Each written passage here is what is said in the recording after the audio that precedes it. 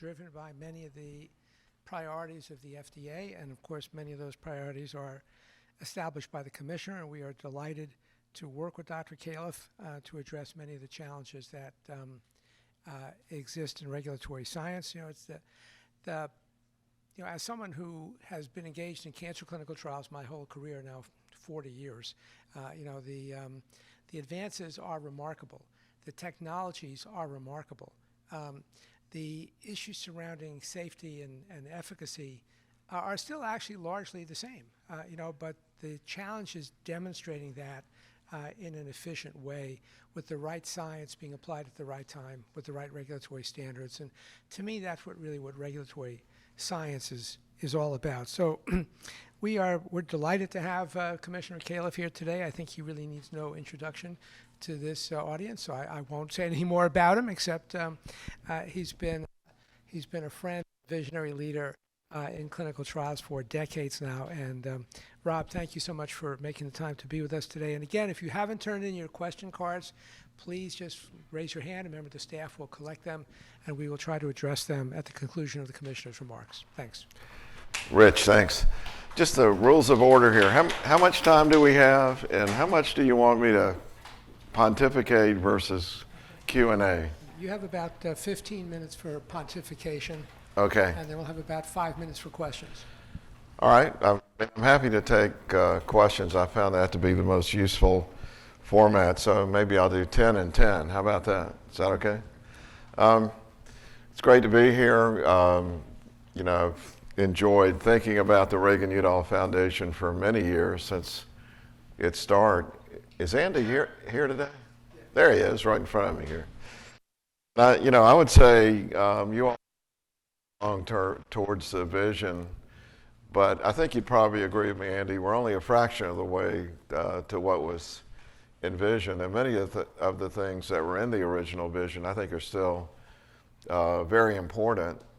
But it's also, I think, a complicated issue to think of a regulatory agency having a foundation as compared to, let's say, the NIH as a research agency. I think the issues that we have to take into account related to conflict of interest and other such issues are a lot more significant.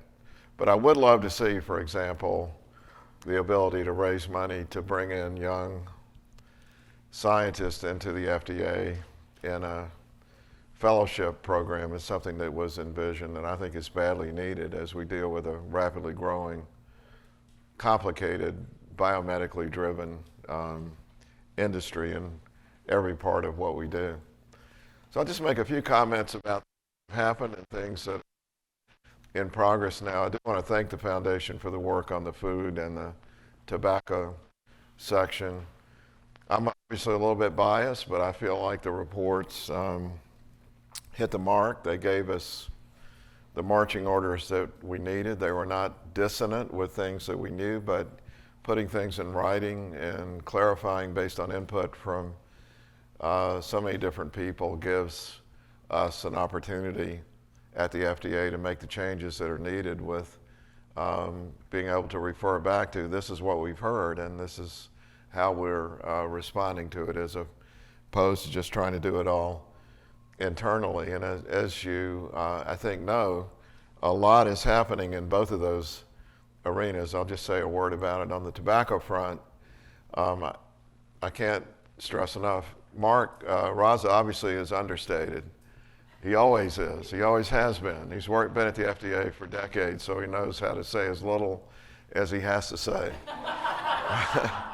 I've only been there a little bit, so I still talk too much. But I would just say we are in a legal battle every single day, and it's draining on the agency, which things that seem so obvious for public health are not so obvious to people who have different views of things like the First Amendment or people's rights to do things that are injurious to themselves or where there's uncertainty.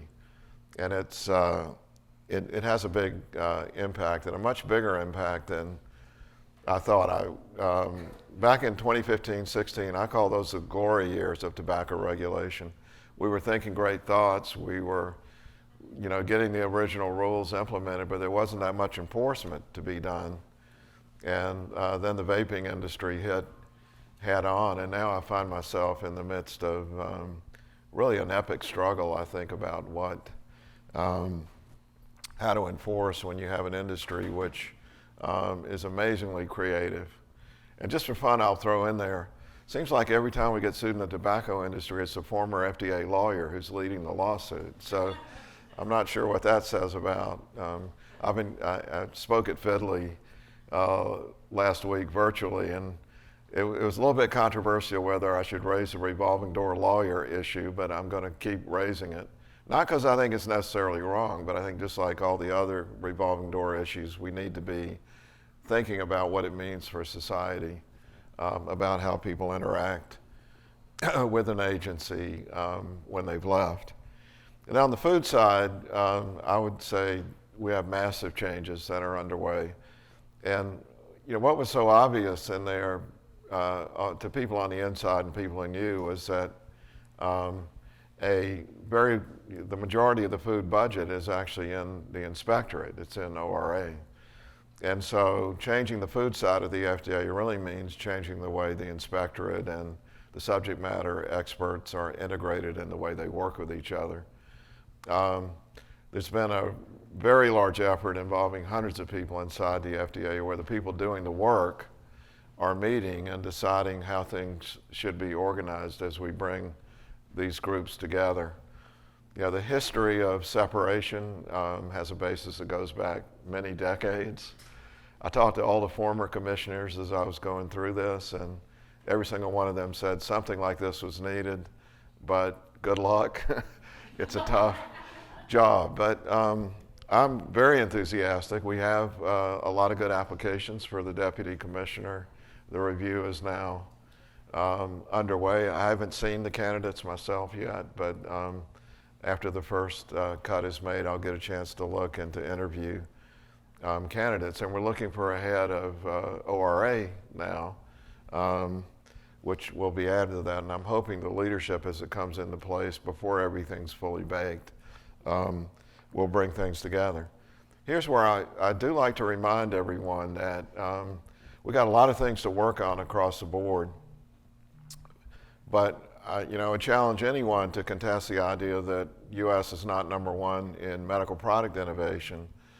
And The Economist took a look at the global food regulation and ranked us tied with Denmark and Canada for number one for food safety. And so we've got a lot of work to do in food safety. I'm not arguing that, but I do want to stand up for the work of so many people that have worked on this for years and I think done a good job. We just need to modernize what we're doing, get the structure optimized for the needs that are so obvious, and go to the next level, which is going to be very information, scientifically based. If I just told you you had, let's say, 1,000 people and you needed to regulate 600,000 entities, I bet it wouldn't take you long to come to the conclusion that you're going to have a collaborative, multifaceted, information-based approach so that the human beings that are involved are spending their effort where it's most needed and not doing perfunctory work that could be better done using other methods. But then we get to what's going on now, and I stand by I think people were somewhat mystified when they said, what are your top priorities? And I said misinformation and evidence generation. I'm standing by that. They're still my top priorities, and I'm thankful to the foundation for taking these on as key projects. I would just defy anyone to say that misinformation is not an enormous problem now. There's a meeting going on in town as we speak where a lot of the authorities on misinformation are meeting. I still am in the same place I was to begin with. When I started, my comment was, we know a lot about misinformation, but there's no one on the face of the earth that has the answer about what to do with it. I think that's still the case today. I'm going to just put forward the idea that when this big meeting finishes tomorrow downtown, people will still say there's a lot of things that we need to do, some things that we know we need to do, but the tide of misinformation is exceeding right now, I think, the progress that we're making, and we've got to continue to be creative. And that's why I'm glad the foundation is working on this and look forward to getting the report. But I also believe that's integrally involved with evidence generation. When we actually know, based on high quality evidence, that something is true, even if in a science world it means a year from now it may not be quite so true because there may be some other finding or some other, in the case of therapeutics, some new therapy that comes into play. But when we have definitive information, it makes the argument entirely different than someone's opinion. Because when it is someone's opinion, it's very hard to say what you're saying is wrong and you shouldn't be saying it. When it is definitive, I think, and there's consensus in the scientific community, we've got to get to the point, I believe, where people can trust that what's being said is reliable and something they can act. And I still worry quite a bit about the hundreds of Americans that are still dying from COVID. If they were up to date on vaccination and had Paxlovid, the risk of death would be not zero, pretty close to zero. And for some reason, this has gotten all tied up in cultural identity and other factors so that people don't believe something that, it's been evidence generation, like how many hundreds of thousands of people and dozens of studies do you need showing the same thing before you say, this is something that we should act on. And so with our new nominee for NIH director, I'm radically enthusiastic right now that we can really reform the evidence generation system. And the Society for Clinical Trials met yesterday. I had sort of a fun time with a bunch of them.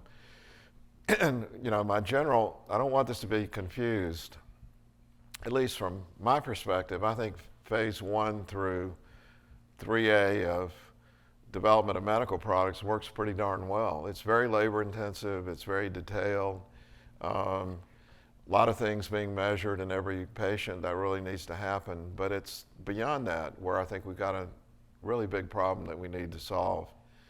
Another way of saying it is, how can we have 340 million Americans in the most technologically and IT advanced country in the world, and I still have to call Israel to figure out what the next dose of vaccine ought to be, or the UK is able to get clinical trials done 10 times as fast with a much more definitive answer.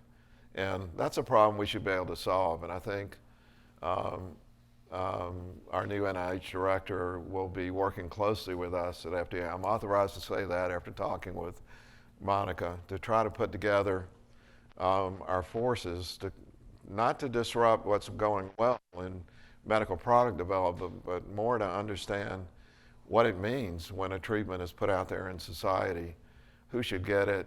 And if I just said Alzheimer's drugs and obesity drugs, you should be able to relate directly to what I'm saying. We have a lot of things we need to learn. And when I talk about evidence generation, I also got to talk about nutrition. And it's the last thing I'll say, and then glad to take any questions. It's about we're number one in medical product innovation, and we're up there in food safety. Gets a little bit marred when you say, okay, what's the result of all that? We're in last place in high-income countries in life expectancy, and we're seeing a deterioration in the health status of our population. I would also argue, by the way, that we're leading the world in research on understanding nutrition. We know more about nutrition than we've ever known. There's something going wrong between our discovery and innovation and the implementation of what we know that I think really needs to be fixed. It's complicated for me because FDA's primary swim lane is clear. It's not in the implementation arena, but we do have accountability for medical product safety, a lot of accountability for nutrition and food safety, and we've just got to get better, and I'm hoping the foundation reports will help us move along in these arenas. So I'll stop there and glad to take on any questions that you have. Oh, by the way, the team up here, Raza, he's been around the FDA forever. He's a known expert, and Julie Tierney's been like a mainstay, highly trusted throughout government. But adding a chief scientist and a chief medical officer like this, I think, adding that to the great people we've had has really been a tremendous addition. So I hope you recognize that when you heard them speak. All right, so I have a whole set of questions here. Okay. I don't think we'll get through all of them, but I have quite a few. So how this one has to do with, I'm sorry. Oh, I will cause problems if I stay there, so allow me to move. Sir, would you like to say anything about, a question here is about the regulating the use of digital products like biomarkers, other things for mental health therapies. I know I moved to another speaker. I'm going to move somewhere else. Oh, I mean, I'll be brief. Regulating digital interventions is a big part. It has been a focus, and I think if you look at global regulation in the biomedical sphere, the FDA has already led the way. But we're going through an explosive time now with large language models that's completely unpredictable. And we're very much seeing the positives, but also the risks. And I don't think our current regulatory schemes are adequate for what's going to happen. Eric Topol was one of my interns, and I always hate to give compliments to people that like that, but there's an interview yesterday between Eric and Peter Lee, the head of research at Microsoft, about large language models that I think is worth listening to. It pretty much said a lot of things that I would have said. I don't know what that means, but it pretty much does. I think we have everyone writing that down now to go look at it. So this question has to do with the expert panel report on FDA's tobacco program. And if you want to talk to steps that the agency's taking to respond to those recommendations beyond seeking additional funding and personnel. Any other thoughts you want to provide there? Well, there's sort of some key, there were 15 different recommendations or some number such as that. And, divided up, improving the science within the way reviews were being done. That's in progress. You'll note that we have a new head of the science part of the Tobacco Center, who I think is quite good, setting standards that are more clear. Vaping is an example there that's, I think, already going well. The enforcement arena, you'll notice a number of announcements recently about enforcement actions, and I think the point to make there, which came out, was, I thought, well said in the report. None of us expected 27 million applications for vaping, and that put us behind where we needed to be, because to enforce, you have to have a decision made, and there are general and we also can't enforce on our own. The Justice Department, for much of what we need to do, has to be in agreement. And so, but we're catching up on the reviews now, and so you're beginning to see much more enforcement. But there's also a reference to a meeting with the Justice Department there to come up, with a joint effort, and that's in progress now. So stay tuned on that one. It hasn't happened yet, but it will soon. All right. Then I'll do the one last question. And this was really well worded by the submitter, so thank you. They said the authorization of COVID-19 medical countermeasures in as swiftly as was done is nothing short of extraordinary. On par with NASA's lunar landing. How can we help FDA receive the recognition and credibility it deserves? Oh, geez. Just occasionally say something nice. All right. I'll go on for just a minute about this, because I've thought a lot about this. By design, I think federal agencies should be criticized, and should be criticized publicly. It's part of what you expect when you go into a job like this.